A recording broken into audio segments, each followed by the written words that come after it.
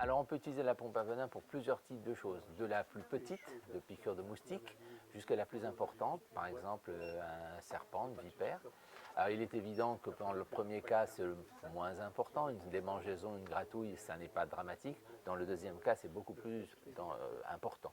Et dans ce deuxième cas, effectivement, l'usage de la pompe à venin en elle-même ne solutionne pas tout.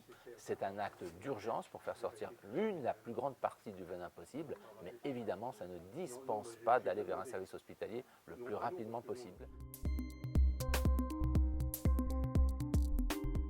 Après la piqûre, il faut se servir de la pompe à venin immédiatement pour essayer de faire sortir le plus rapidement possible avant que le venin ne se répande par la voie sanguine. Alors, si le dard reste un piqûre, la pompe nous aidera un petit peu à faire sortir éventuellement le dard, qu'on va terminer de faire sortir évidemment avec une petite pince ad hoc.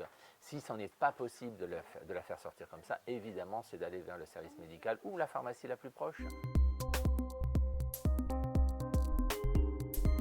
On va tout d'abord choisir très rapidement dans la boîte, il y a plusieurs types d'embouts. Il y a des petits embouts qui peuvent être utiles chez les enfants par exemple, et des embouts plus grands pour les adultes, et également selon la forme de la morsure. Je vais donc amorcer ma pompe en tirant, d'accord. Et ensuite, je vais poser bien verticalement sur la zone sur laquelle je veux tirer, et puis j'enfonce ma pompe. On voit là la peau qui monte en surface, et si j'avais eu une plaie, on verrait à ce moment-là une grosse goutte de sang sortir. Quant à la durée d'exposition, s'il s'agit effectivement d'un petit insecte, une petite minute suffira pour faire sortir une belle gouttelette.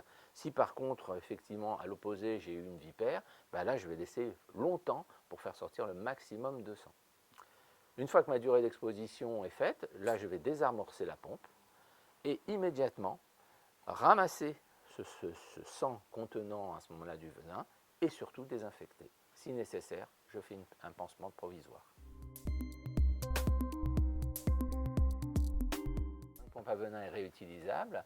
Il faut d'abord, dès qu'on a fini la première utilisation, la nettoyer, bien évidemment.